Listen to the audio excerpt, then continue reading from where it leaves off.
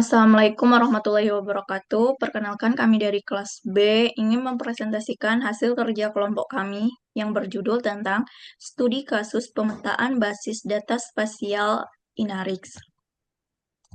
Selanjutnya di sini ada nama-nama anggota kelompok yaitu saya sendiri Sri Elpi Lambayu dengan NPM E1I022006 dan rekan saya.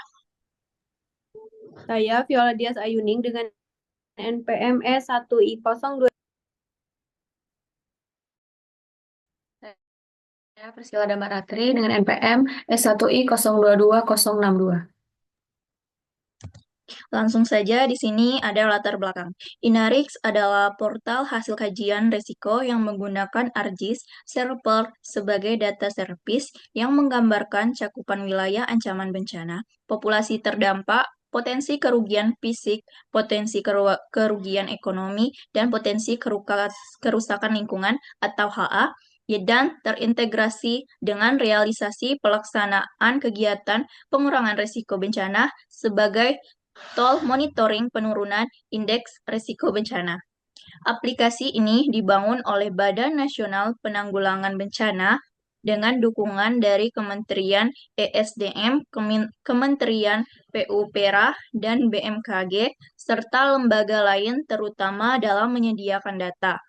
Inarix personal akan terus dikembangkan dan berevolusi untuk memenuhi kebutuhan pembaruan data, informasi, dan metodologi yang dapat memberikan manfaat kepada masyarakat. Diharapkan dengan aplikasi ini dapat mewujudkan bangsa Indonesia menjadi tangguh menghadapi bencana. Selanjutnya, fungsi dan fitur.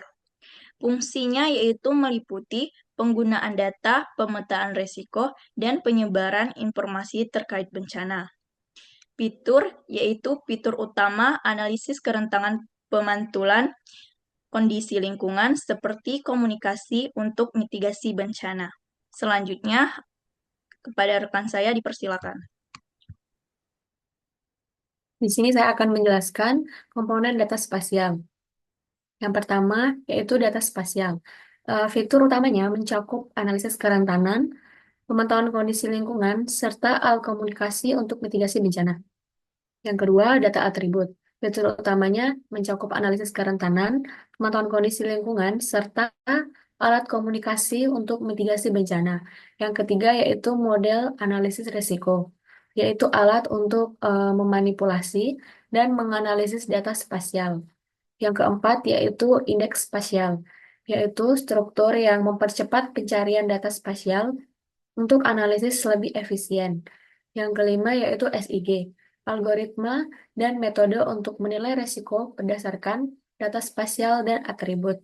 Yang keenam yaitu visualisasi, peta dan grafik untuk mempresentasikan data dan hasil analisis dengan jelas.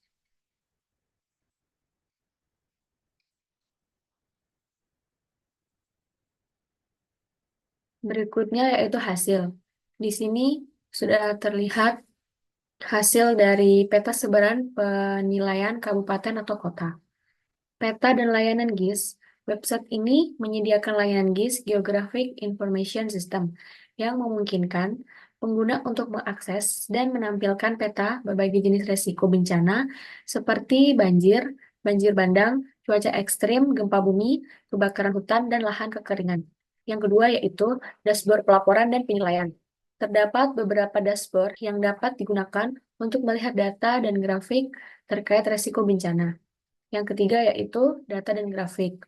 Pengguna dapat mengunduh data dan panduan penggunaan yang relevan untuk memperkuat presentasi.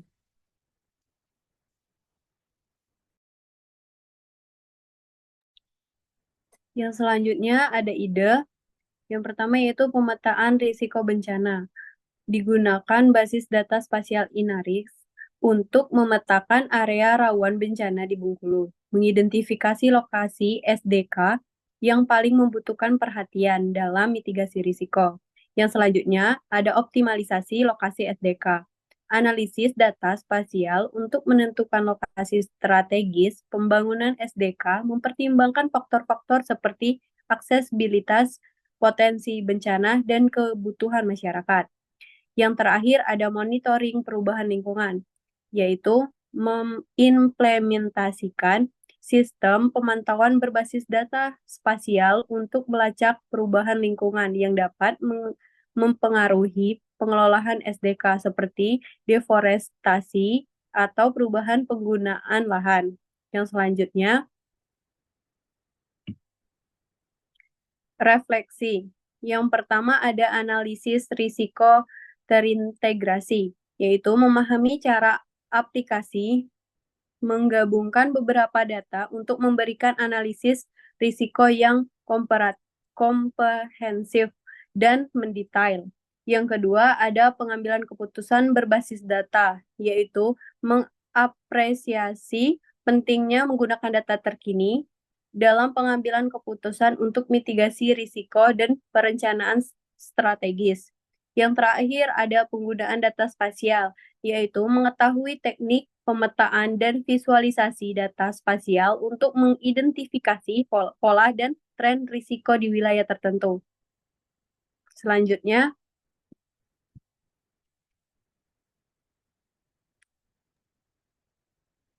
Di sini kami mendapatkan 3 pertanyaan dari apa yang sudah kami jelaskan. Mungkin yang pertama yaitu, sejauh mana akurasi data yang disediakan oleh Inarix dalam memprediksi resiko bencana dan bagaimana data tersebut diperoleh? Mungkin jawabannya akan dijelaskan oleh Viola. baik, saya akan menjawab pertanyaan dari Saudara Priscila. Jawabannya yaitu akurasi data Inarix dalam memprediksi risiko bencana tergantung pada sumber dan metode yang telah digunakan, yaitu data biasanya diperoleh dari beberapa lembaga pemerintah, penelitian, dan pemodelan statistik yang melibatkan faktor-faktor seperti sejarah bencana, geografi, dan cuaca. Namun, tingkat akurasi dapat bervariasi tergantung pada kondisi lokal dan keandalan data yang digunakan. Baik, itu saja jawabannya. Baiklah, untuk pertanyaan kedua yaitu, apa tantangan yang dihadapi Inarix dalam menjangkau masyarakat yang kurang teredukasi mengenai penggunaan teknologi dalam mitigasi bencana? Dari pertanyaan saya dapat dijawab oleh Priscila.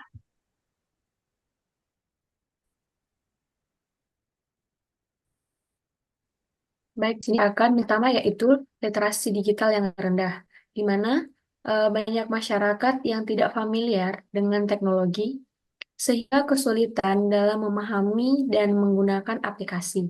Yang kedua yaitu kurangnya akses ke perangkat.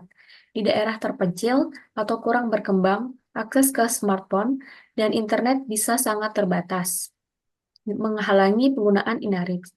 Yang ketiga yaitu pendidikan dan kesadaran, di mana kurangnya pemahaman tentang risiko bencana dan tekat untuk menggunakan aplikasi. Selanjutnya akan Bella. Oke, pertanyaan yang terakhir yaitu bagaimana Inaris memastikan bahwa informasi dan rekomendasi yang diberikan selalu up to date dan relevan dengan kondisi terkini? Kepada Saudari Sri Elvi, silakan dijawab. Baiklah, terima kasih untuk pertanyaan dari Viola. Inarix itu sendiri memastikan informasi dan rekomendasi tentang up-to-date dengan mengintegrasikan data dari berbagai sumber terpercaya dan melakukan pembaruan secara berkala. Selain itu juga mereka juga menggunakan algoritma canggih untuk menganalisis tren terkini dan memberikan insight yang relevan bagi penggunaannya. Baiklah, itu pertanyaan dari Viola.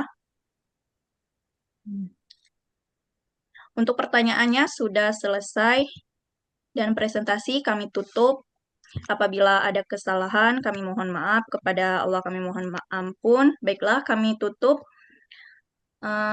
dengan mengucapkan Assalamualaikum warahmatullahi wabarakatuh. Terima kasih. Dadah. Dadah.